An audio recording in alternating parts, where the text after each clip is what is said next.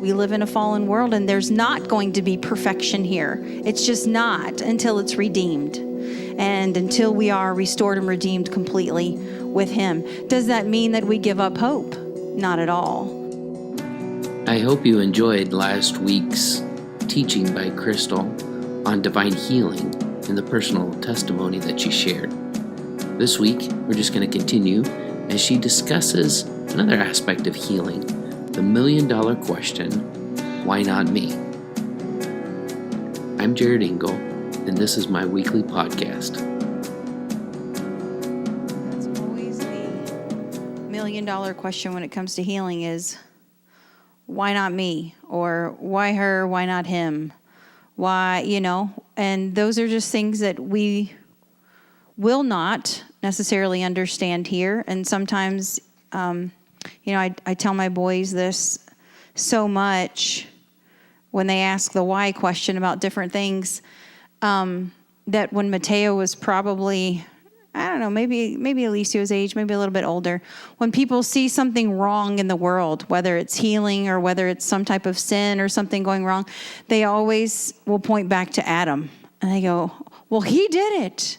We live in a fallen world. And that's what Mateo would say at 4 years old. We live in a fallen world.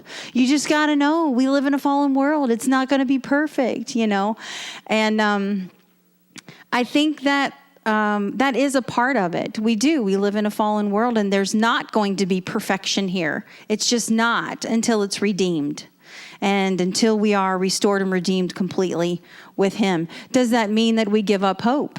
Not at all. Does that mean that there will not be redemption or healing now? No, that does not mean that.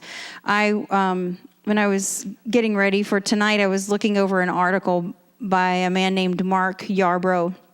He's a pastor as well as an executive director at Dallas Theological Seminary. And, of course, the question is when God doesn't heal. And I believe Dobson also has a book out. Let me think of the name of it. Why Bad Things Happen to Good People. I believe that's Dobson.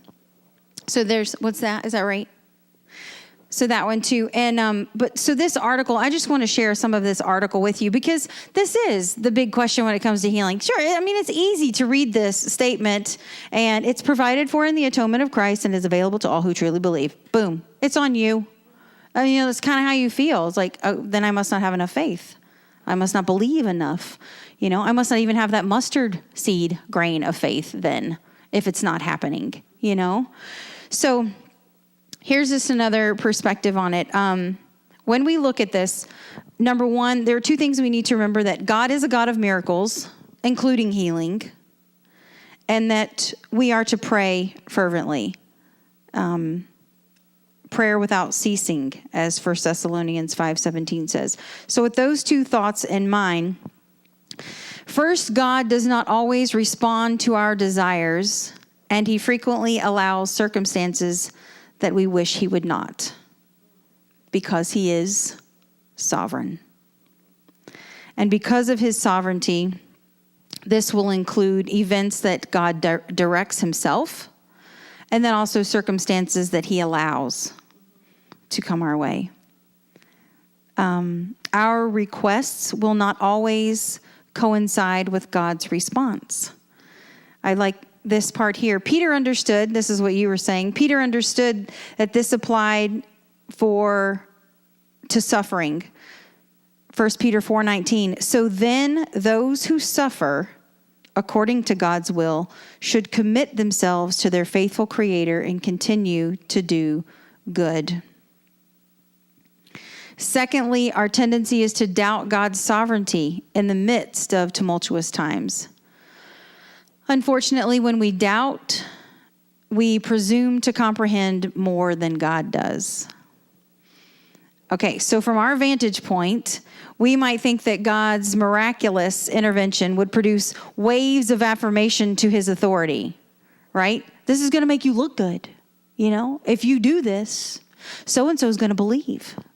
If you do this, I'm going to have more faith. If you do this, look at all the people that are going to see your glory. This is how we're looking at it. Yet in reply to the rich man, Jesus says, if they do not listen to Moses and the prophets, they will not be convinced if someone rises from the dead. His thoughts are greater than our thoughts. His purposes are greater than ours. We may think, everybody's going to believe if you just show up and do this thing. And that's not necessarily so. He said Moses was here. The prophets were here. They didn't believe them. My son came. Why, if someone raises from the dead, is that going to change it? You know, we don't understand it all, even though we think, if you did it my way, I think it would really work out pretty nicely. The nature of our faith is to be certain of what we do not see. Not of what our eyes can see, not of the signs and the wonders that we think.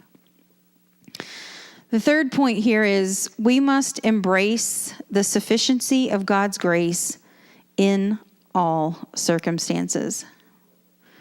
The God of the mountaintop is also the God of the valley. Paul requested, and you were talking about not Peter, but Paul. Paul requested 3 times to be healed of his thorn in the flesh. But what was God's response? My grace is sufficient for you, for my power is made perfect in weakness. He had to have that weakness in order for God's power to be manifested in his life and for others to see. The sufficiency of God's grace is found in that we can endure suffering as Christ endured the cross. I think so many times in the evangelical world, we want the resurrection without the cross. We want the power and the glory without the suffering. We want to get to the good and forget all of the bad that came before it, all that Christ went through. Yeah, we know he died on the cross, and we're really grateful that he did that, because if he didn't, we wouldn't be saved. But man, look at the power, and look at what comes after, and look at the power of the Holy Spirit. Look at what sends us forth. Look at speaking in tongues and the healings and the miracles and the signs and the wonders.